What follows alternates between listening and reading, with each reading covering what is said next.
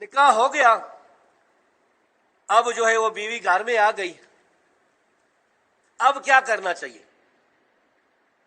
رسول اللہ صلی اللہ علیہ وسلم کی حدیث میں، قرآن اور حدیث میں تقریباً ہر مسئلے کا جو ہے وہ حل موجود ہے، جواب موجود ہے، بلکہ میں کہا کرتا ہوں کہ ہر مسئلے کا، کیونکہ قرآن اور حدیث سے اجماع کا حجت ہونا ثابت ہے، تو قرآن حدیث اجماع 3 دلیلیں میں بن گئی، اور حدیث سے اجتہاد کا جواز ملتا ہے، تو اگر ان میں سے مسئلہ نہیں ملے گا تو اجتہاد ہم دیکھ لیں گے صحابہ نے کیا فرمایا ہے، تابعین نے کیا فرمایا ہے، تبع تابعین نے،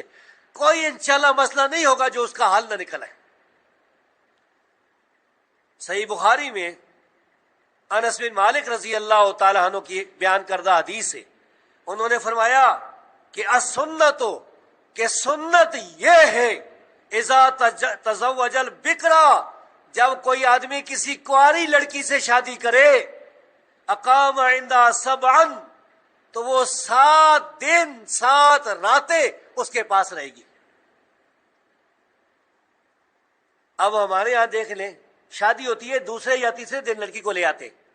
تیسرے دن لے آتے ہیں، چوتھے دن لے آتے ہیں، 5ویں دن لے آتے ہیں لڑکی کو۔ کتنا ظلم ہے! رسول اللہ صلی اللہ علیہ وسلم کی حدیث کی کتنی مخالفت ہوتی! یہ والدین کو جو ہے وہ غور کرنا چاہیے، لڑکی والوں کو، پھر لڑکے والوں کو، کہ نبی کریم صلی اللہ علیہ وسلم کی حدیث ہے کہ میاں بیوی 7 راتیں اکٹھی رہیں گے،